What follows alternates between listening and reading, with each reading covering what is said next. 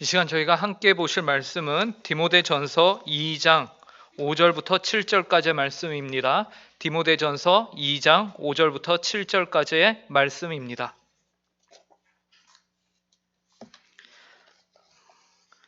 디모데전서 2장 5절부터 7절까지의 말씀인데요. 저희가 한 목소리로 이 말씀을 읽도록 하겠습니다. 제가 가진 성경으로는 신약 338페이지입니다. 함께 읽겠습니다. 시작.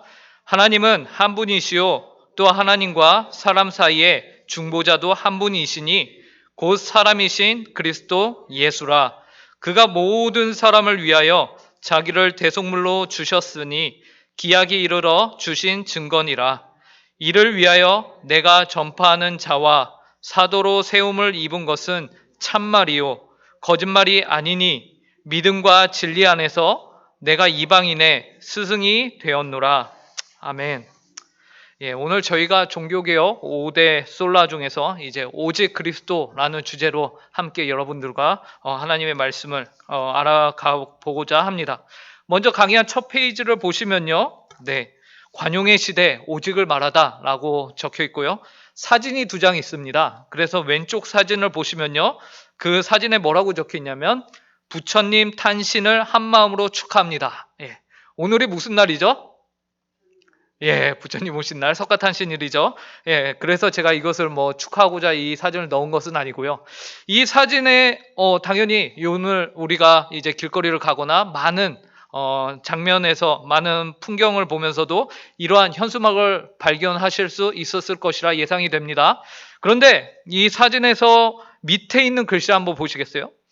생명살림, 화해, 평화를 위해 일하는 빈들교회 교우일동. 이 현수막을 어디서 만든 거예요? 교회에서 만들어서 이렇게 광고를 하고 붙인 겁니다. 놀랍죠? 교회에서. 그런데 이 현수막이 아래에 있는 글씨를 보니까 빈들교회 일동이 이것을 한 것이에요. 그리고 이에 질세라 이제 성탄절마다 절에서는 또 무엇을 축하합니까? 오른쪽에 있는 사진을 보시면은 아기 예수님 탄생을 축하합니다 라고 해요. 그래서 몇 년 전부터 절에서 성탄절에 이러한 축하 메시지가 없으면은 어색할 정도로 절에서는 굉장히 자주 이러한 성탄절마다 이제 예수 그리스도의 탄생을 축하하는 메시지를 나누고 있습니다. 이처럼 오늘날 우리가 살아가는 시대는요, 서로 화합과 화해를 외치는 시대입니다. 그렇기 때문에 오늘날 세상에서 가장 귀한 덕목은요, 바로 자신과 다른 사람들을 이해하고 그들의 이야기에 귀를 기울이고 진심으로 하나됨을 실천하는 것이라 할 수 있습니다. 이처럼 다름보다는 공동의 목표인 행복을 추구하는 세상이 되었습니다. 이러한 시대를 관용의 시대라고 합니다. 그런데 이러한 관용의 시대의 특징이 하나 있습니다. 그것은 다음과 같은 단어를 사용하지 않아야 한다는 것인데요. 관용의 시대에 우리가 조심해야 할 단어가 무엇이 있냐? 절대라는 단어입니다. 그래서 절대라는 단어가 들어가면 어떤 뉘앙스를 풍기게 되죠? 이것만이 옳다라는 뉘앙스를 풍기게 됩니다. 진정한 관용이 이루어지기 위해서는요, 반드시 절대적 기준이 있어서는 안 되기 때문에 이 절대라는 단어를 사용하지 말라라고 해요.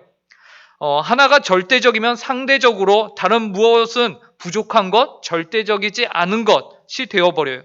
그래서 절대적인 것이 있어서는 안 됩니다. 그러므로 절대라는 말은 관용의 시대에 어울리지 않아요.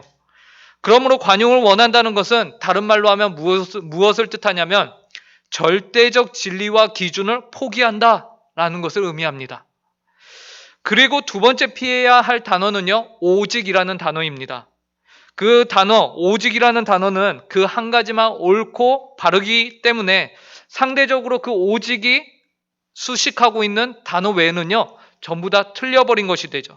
부족하고 그릇되고 틀린 의미를 나타냅니다. 그래서 이 오직 또한 관용의 시대에는 어울리지 않는 단어예요. 그러므로 오늘날 이 두 단어, 절대 그리고 오직, 이 두 단어를 남발한다면 이 시대는 그 남발하는 사람들을 향해서 째려봅니다. 그러면서 교양이 없다, 융통성이 없다, 더 나아가서는 사랑이 없고 배타적이며 이기적이다 라고 말할 것입니다. 그런 사람과는 대화 자체가 통하지 않는다라고 말할 것이에요. 이처럼 오늘날 이 시대가, 우리가 살아가는 이 시대가 가장 소중히 여기는 것은요, 바로 절대적이며 오직 유일한 진리가 아닌 관용입니다. 이러한 관용의 가치관을 가진 시대를요, 포스트 모던 시대라고 합니다. 이것을 철학에서는요, 다원주의라고 해요. 절대적이며 유일한 진리는 없다는 것이죠. 모든 것이 상대적입니다. 그래서 굳이 너만 맞고 우리 모두 다 틀리다고 할 필요가 있느냐. 그냥 상대적으로 너도 맞고 나도 맞고 때에 따라서, 환경에 따라서, 상황에 따라서 진리는 바뀔 수 있는 거 아니냐라고 주장하는 것이죠. 이 철학이요, 종교로 들어오면 종교 다원주의가 됩니다. 절대적인 종교, 진리의 종교는 없고 모든 종교가 지향하는 것은 단 하나의 목표를 향해서 모든 종교가 다 뭉치게 되어 있다라는 것이에요. 그 한 가지가 무엇일까요? 행복입니다. 행복이에요. 그 행복을 무엇으로 표현합니까? 구원이다라고 합니다. 그래서 종교 다원주의는요, 마치 등산을 하는 데 있어서 굳이 산 정상까지 가는데 꼭 이 한 길, 예수, 교회 이 한 길만 필요하냐? 이쪽 길도 있고 저쪽 길도 있고, 우리가 국사봉 올라갈 때 이쪽 길도 있고 저쪽 길도 있는 것처럼 산 정상까지 가기 위해서, 행복하기 위해서 굳이 한 길만을 추구하고 주장할 필요가 있느냐라고 말하는 것이죠. 그냥 각자의 모습으로 노력을 하고 성실하게 살아서 정상에서 만나자라는 것이에요. 그래서 공자도 되고 알라도 되고 부처도 되고 예수도 된다라고 말하는 것이에요. 그런데 우리가 오직이라는 단어를 포기할 수 없는 한 분이 계시죠. 그분이 누굽니까? 바로 예수 그리스도이십니다. 요한복음 14장 6절 말씀을 우리가 함께 읽어보도록 하겠습니다. 2페이지 박스 안에 있는데요. 이 말씀을 함께 읽어보도록 하겠습니다. 시작. 예수께서 이르시되 내가 곧 길이요 진리요 생명이니 나로 말미암지 않고는 아버지께로 올 자가 없느니라. 우리는 오직 그리스도만이 참 구원을 가져다 주시는 유일한 분이다 라고 믿습니다. 그리고 우리가 유일하게 신앙의 근거로 삼는 성경도요, 이처럼 말씀하십니다. 그렇기 때문에 기독교는 절대로 다른 종교와 다른 문제, 윤리적인 문제는 모르겠지만 이 구원의 문제로서는요, 절대로 종교 화합을 이룰 수 없는 종교입니다. 만약 이를 외치는 자들이 있다면요, 그들은 엄밀한 의미에서 기독교인이 아니라고 봐야 옳습니다. 그러므로 우리가 오늘 종교개혁 5대 솔라 중에서 오직 그리스도라는 주제를 통해서 신자라면 그리스도의 절대성을 지우고 있는, 흐릿하게 하고 있는 이 시대를 어떻게 살아가야 하는지 고민해보는 시간이 되었으면 좋겠습니다. 그런데 아이러니한 것은요, 이러한 문제가요, 단지 오늘날만의 문제가 아니었다라는 것이에요. 특히 중세시대, 중세하면요, 그들의 생활과 그들의 사고와 그들의 모든 것이 다 기독교적인, 기독교 안에서 이루어지는 그러한 시대를 의미하거든요. 그 시대조차도요, 오직 그리스도에 어울리지 않는 그러한 일들이 많이 있었다라는 것이죠. 참으로 아이러니합니다. 그 대표적인 예가 무엇일까요? 바로 마리아 숭배예요. 마리아 숭배.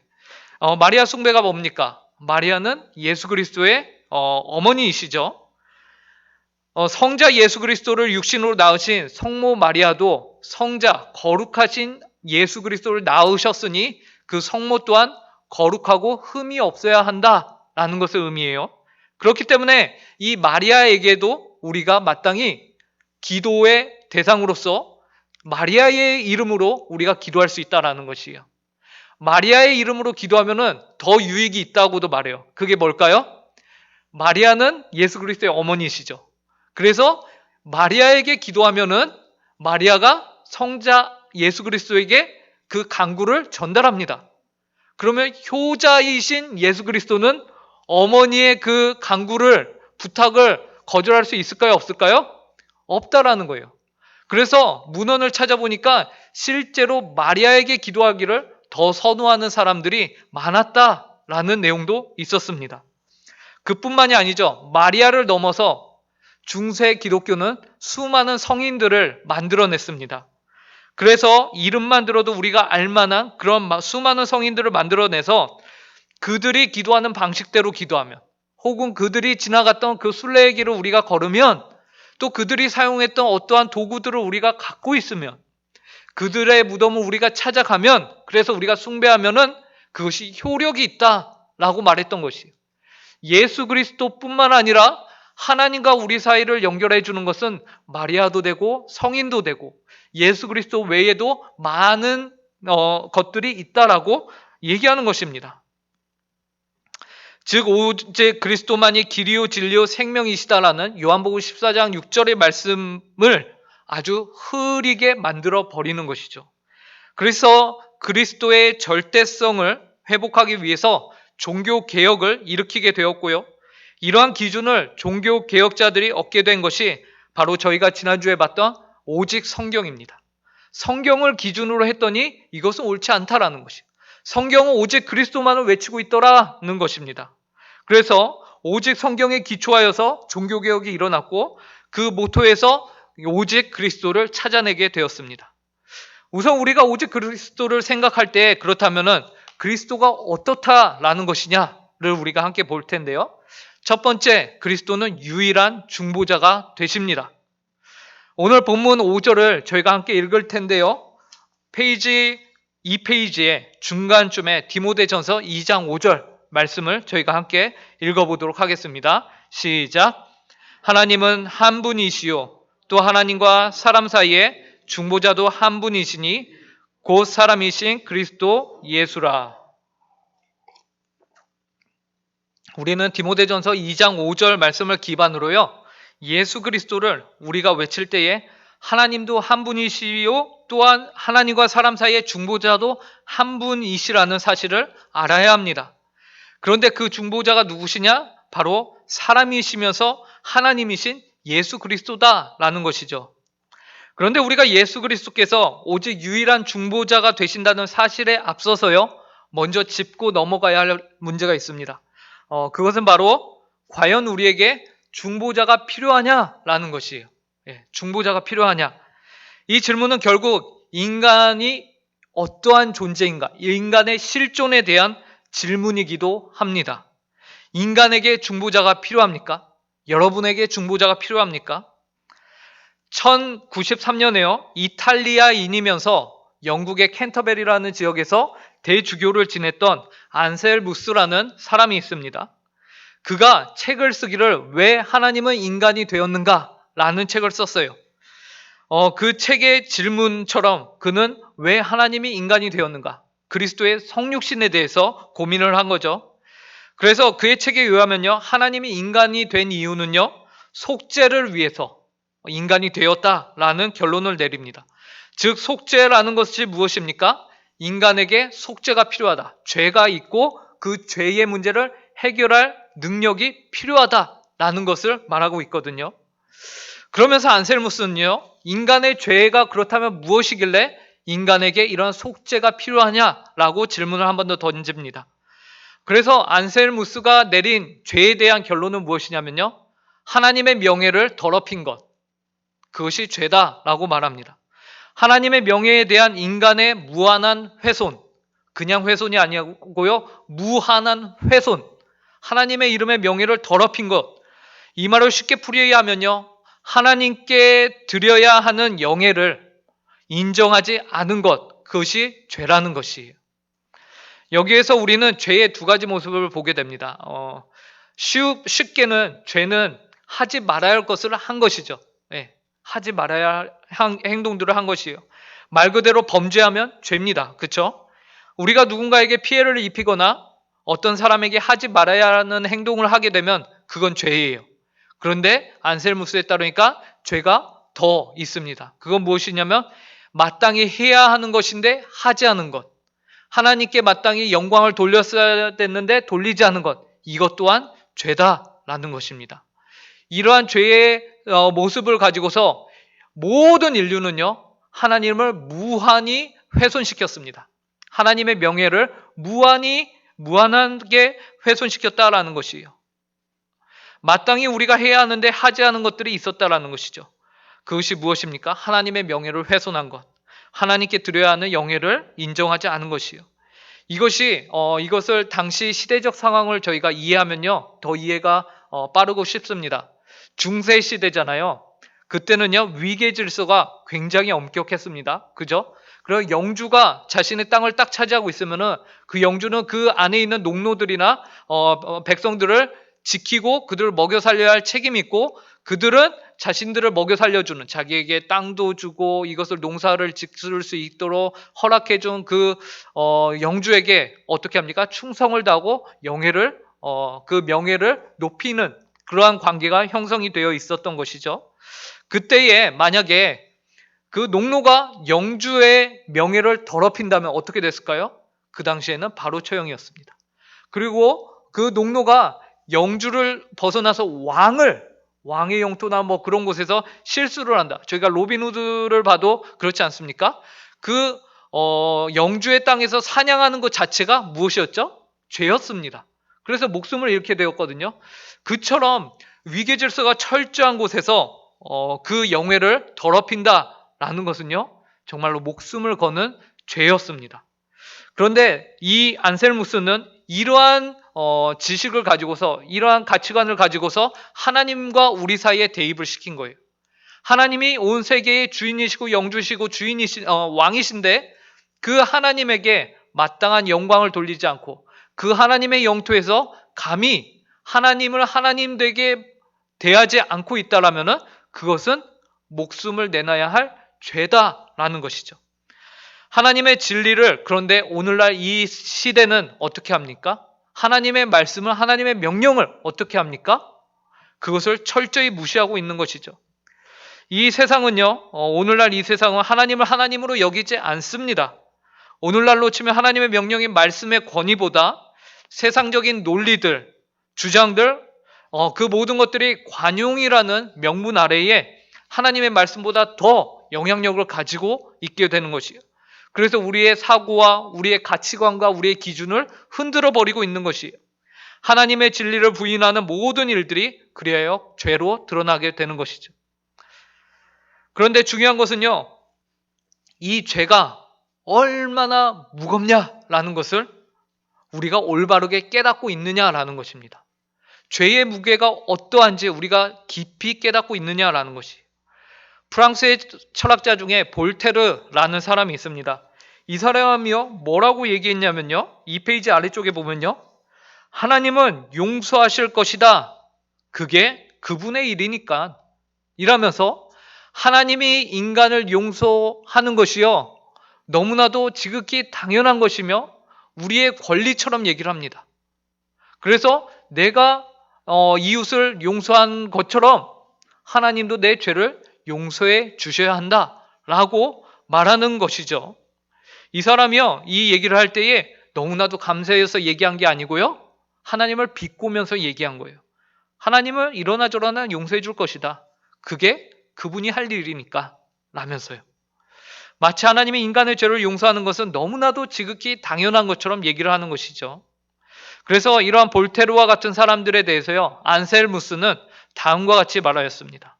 안셀무스의 대답을 저희가 이 페이지 제일 아랫부분인데요, 함께 읽어보도록 할까요? 누구든지, 시작.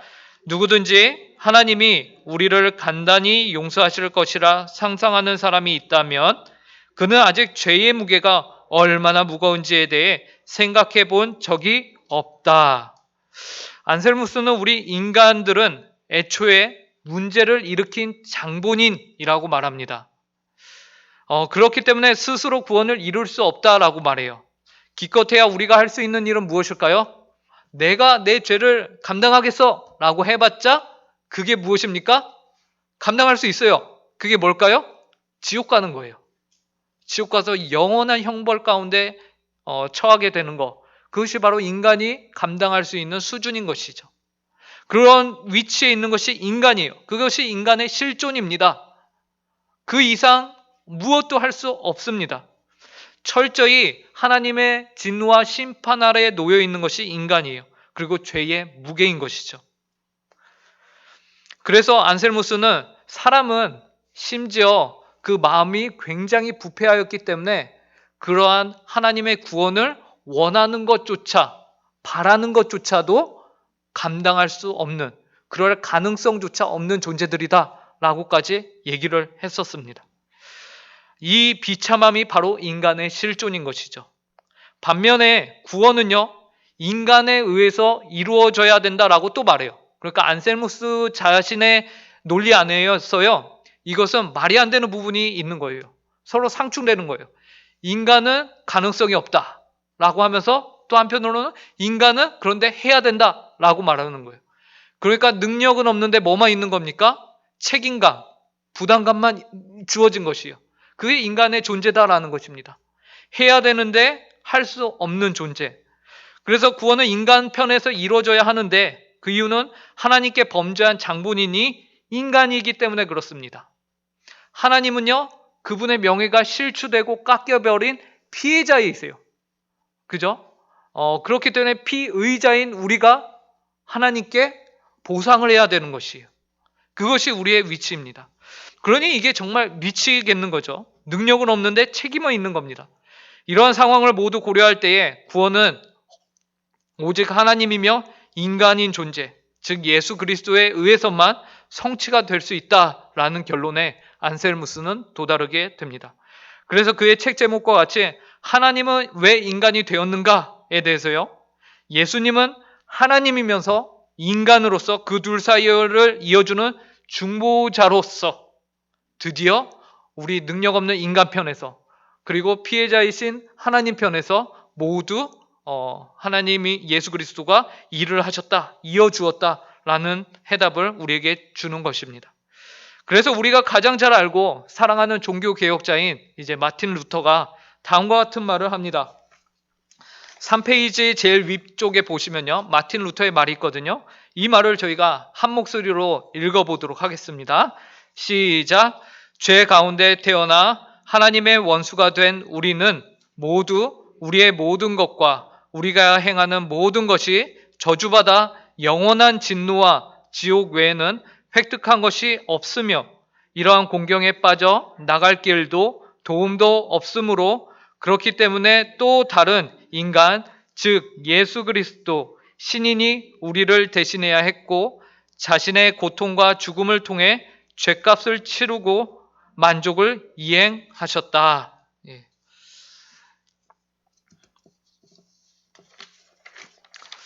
그러므로 우리는 오직 그리스도를 말하면서 유일한 중보자가 되시는 예수 그리스도를 생각해야 합니다.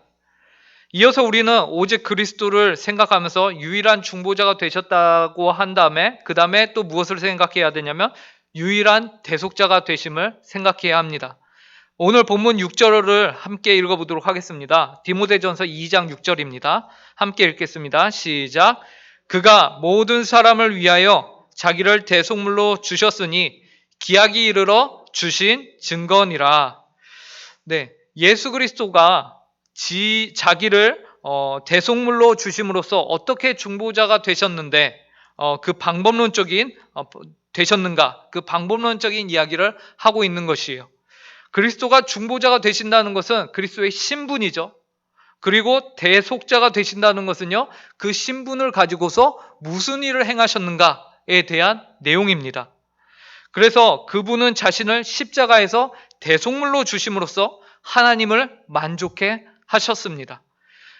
고대 이방 종교에서요, 예배가 다 있었죠. 그래서 신이나 여신들을 섬기는 일들이 있었습니다. 그때 피 흘리는 제사가 항상 있었죠. 이를 통해서 속죄, 신과 우리와의 관계가 회복이 됐습니다. 인간이 노력하여서 신과의 관계를 회복한 것이죠. 그런데 그들은 단지 그 피를 뿌리고 제사를 드리는 것, 그것을 통해서 자신이 원하는 것을 얻었습니다. 만족해 한 것이죠. 그러나 예수 그리스도의 희생은 다릅니다. 무엇이 다르냐? 그리스도로 인하여 우리가 죄사함을 받게 된다고 할 때요, 그것은 그리스도의 온전한 순종으로 말미암는다라는 것이에요. 이것이 다른 이방 종교에서 말하는 것과 무엇이 다르냐?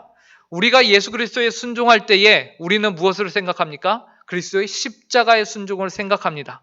그래서 그리스도의 십자가의 순종을 통하여서 우리가 하나님과 화목하게 되었다라고 성경은 말하죠.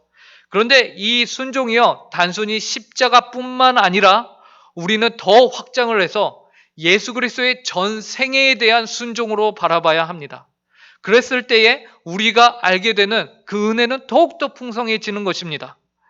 우리가요, 생각할 때에, 즉 십자가 사건만을 말하지 않고요, 예수 그리스도의 생애 전체를 보고서 하나님께 순종하였다라고 보는 것이에요.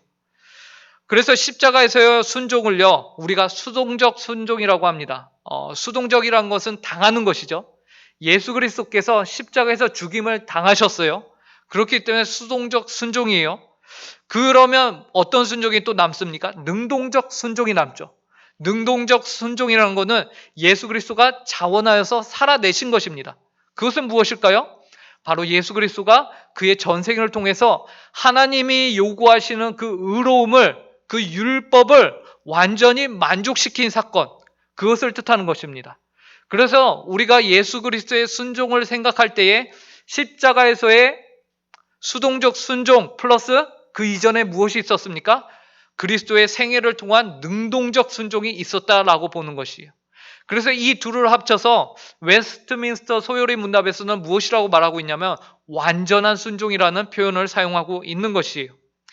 그리스도가 우리 인간의 몸을 입고서 이 땅에 태어나신 이후로 단 한순간도요, 하나님의 요구를 부족하게 혹은 거역하거나 하고 외면하거나 실수한 적이 있을까요, 없을까요? 없으십니다. 예, 없어요. 그것을 통해서, 그 온전한 순종을 통해서 예수 그리스도가 어떠한 자격을 얻게 되냐면 십자가에 매달려 죽으실 수 있는 자격을 얻게 된 것이에요. 그렇기 때문에 능동적 순종은요, 수동적 순종에 대한 자격을 부여하고, 그래서 십자가의 죽으심으로 인해서 그리스도가 온전한 순종을 이룰 수 있게 된 것이에요. 우리가 이렇게 생각해 볼 수 있는 이유는요, 예수님 시대에도요, 십자가에 죽은 사람은 많았습니다. 그죠? 예수님과 함께 강도들도요, 십자가에 매달려 죽었습니다. 그런데 그들의 죽음이 왜 온 인류를 위한 죽음이 될 수 없느냐? 너무나도 당연하죠. 그들은 죄된 삶을 살아왔기 때문에 그들의 형벌을 받을 뿐인 것이었어요. 하지만 그리스도는 그의 전생을 통해서 한 번도 죄된 삶을 살거나 부족한 삶을 산 적이 없기 때문에 그리스도의 순종을 통해서 십자가의 순종을 온전히 이룰 수 있게 되었다라는 것이에요. 그래서 이러한 순종을 완전한 순종이라고 하고, 우리가 웨스트민스터 신앙고백서 제8장에서 말하고 있는 내용을 함께 읽어보도록 하겠습니다. 박스 안에 있는데요, 3페이지 아래에 있는 박스입니다. 함께 읽겠습니다. 시작. 주 예수는 완전하게 순종하시고 그가 영원하신 성령을 통하여 하나님께 단번에 자신을 제물로 드림으로써 그의 아버지의 공의를 충분하게 만족시켰으며 성부께서 그에게 주신 모든 자들을 위해 화목뿐만 아니라 하늘나라에서 얻을 영원한 기업을 값주고 사시었다. 예. 그러므로 성도는 그리스도의 순종으로 말미암아 구원의 확실함 가운데 설 수 있습니다. 예, 로마서 8장 31절부터 33절 말씀도 저희가 함께 읽어보도록 하겠습니다. 그 다음 페이지, 마지막 4페이지 보시면 있습니다. 로마서 8장 말씀 읽겠습니다. 시작. 그런즉 이 일에 대하여 우리가 무슨 말 하리요? 만일 하나님이 우리를 위하시면 누가 우리를 대적하리요? 자기 아들을 아끼지 아니하시고 우리 모든 사람을 위하여 내주시니가 어찌 그 아들과 함께 모든 것을 우리에게 주시지 아니하겠느냐? 누가 능히 하나님께서 택하신 자들을 고발하리요? 의롭다 하신 이는 하나님이시니. 네, 이처럼 그리스도의 완전한 순종을 통하여서 우리가 어떻게 됩니까? 하나님 앞에서 의롭다 하심을 얻게 되는 것이죠. 이때 그리스도의 온전한 순종으로 이루어진 그리스도의 의로움, 그 의가요, 우리의 것이 되죠. 그리고 우리가 거저받는 은혜가 주어지게 되는 거예요. 그래서 그리스도의 의가 우리에게 전가된다, 우리에게 전달이 된다라고 해요. 언제 전가가 될까요? 바로 우리가 예수 그리스도를 믿을 때에, 그때 그리스도의 의가 우리에게 전가가 되는 것이에요. 그래서 우리가 의롭다 칭함을 받게 되는 것이죠.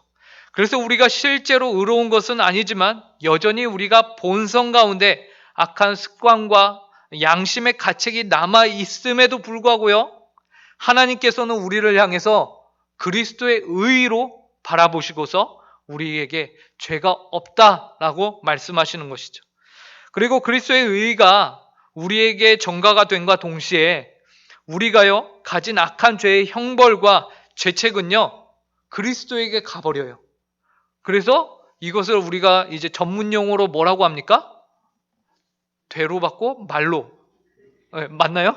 예, 예. 그렇게 되어버리는 거예요. 우리가 받는 것은 정말로 너무나도 풍족하고 큰데 우리가 드리는 것은 우리의 죄책, 우리의 부족함, 그것을 그리스도가 다 가져가 버리시는 것입니다. 그래서 이렇게 양방향으로 전가가 이루어져요. 이것을 뭐라고 하냐면 이중 전가라고 합니다. 그러므로 이제 여러분은 스스로를 향해서 어떠한 생각을 가져야 할까요? 우리는 스스로를 향해서 내가 그리스도의 의를 가진 자구나, 내가 그리스도의 의를 입은 자구나 라고 생각해야 합니다. 우리가 예수 그리스도를 믿을 때에 하나님께서는 우리를 의롭다라고 칭하셨습니다. 우리가 잘나서가 아니라 누구 때문에요? 예수 그리스도 때문에 우리를 그렇게 봐주시는 것입니다. 그러므로 우리가 여전히 부족하죠. 여전히 살아가면서 우리 가운데 미운 마음, 그리고 우리 가운데 죄된 마음이 계속 있지 않습니까? 그리고 우리의 습관도 여전히 버리지 못하고 있는 것들이 있지 않습니까? 그럴 때마다 우리는요 이러한 생각을 해야 돼요. 이건 나랑 안 어울리는 거야.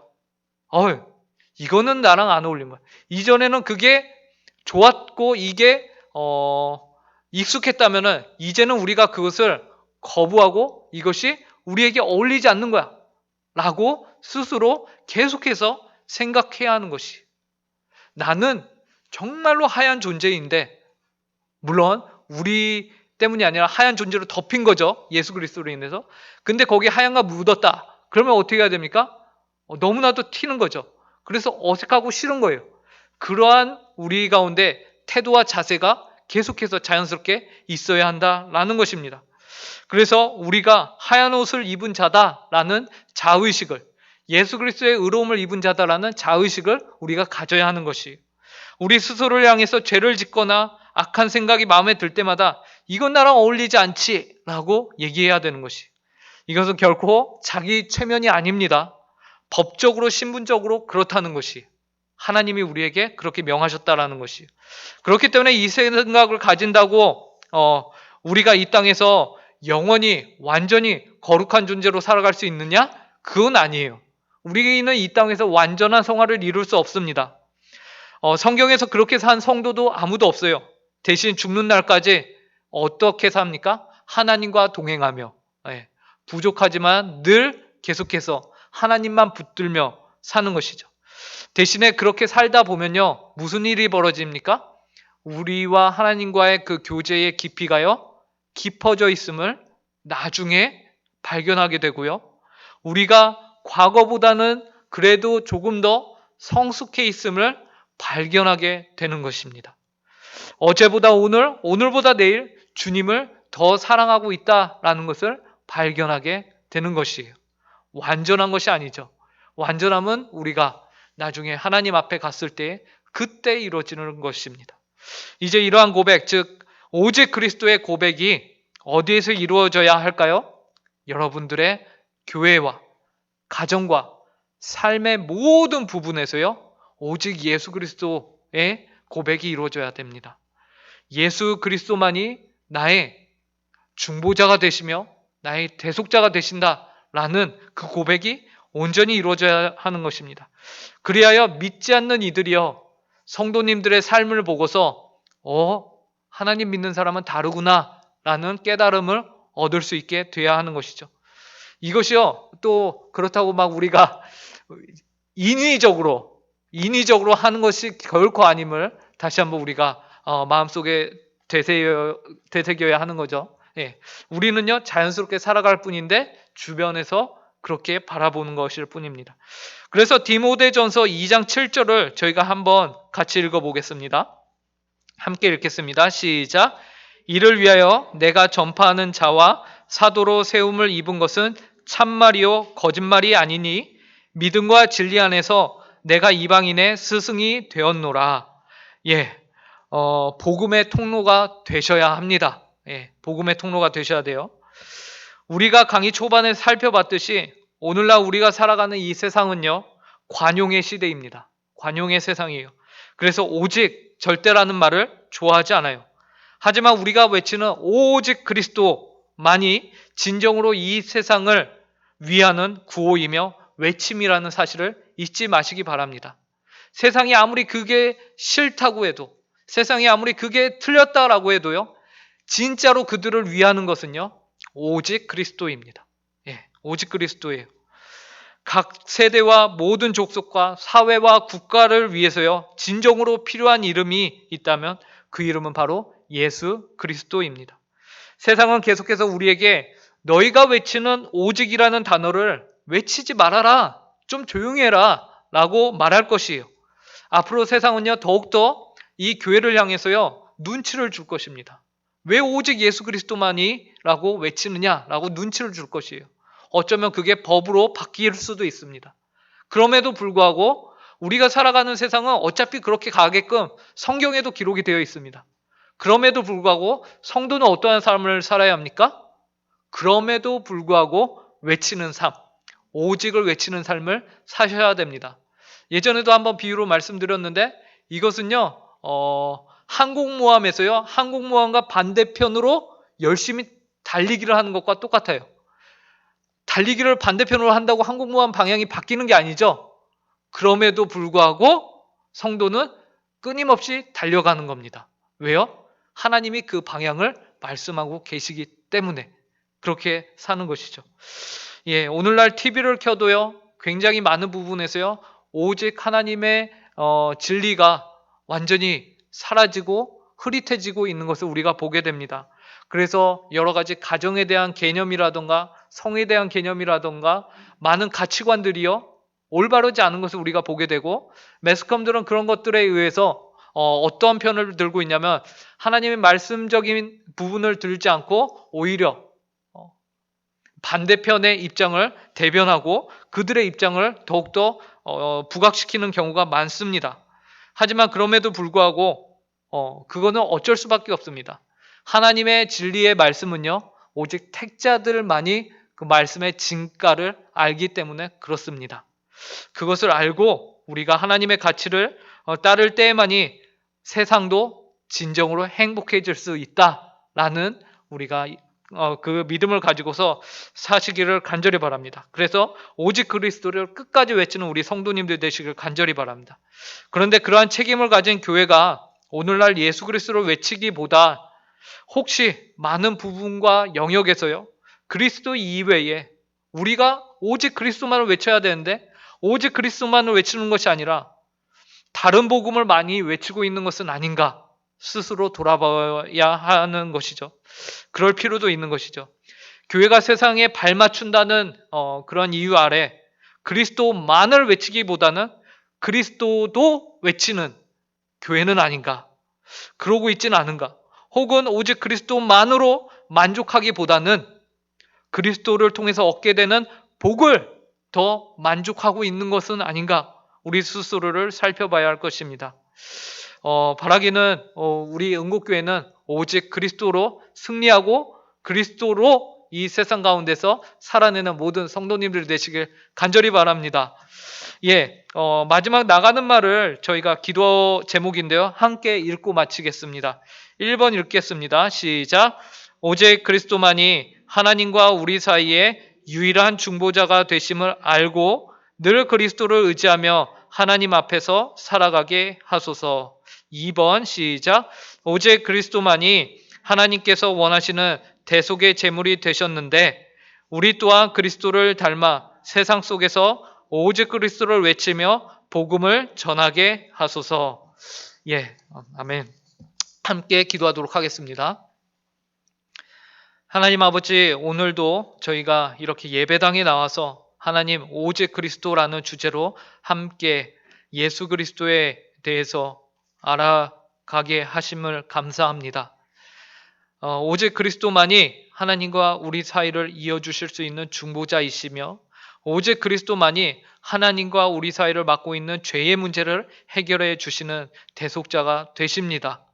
그 예수 그리스도를 이 세상은 싫어하고 자꾸 외면하고 무시하나 우리는 오직 예수 그리스도만이 참 우리의 주인이심을 알고 우리의 유일한 희망임을 알고 길과 진리요 빛이 되심을 알고 오직 예수 그리스도만을 붙들며 살아가는 우리 은곡교회 그리고 성도들의 삶 가정이 되게 하여 주시옵소서.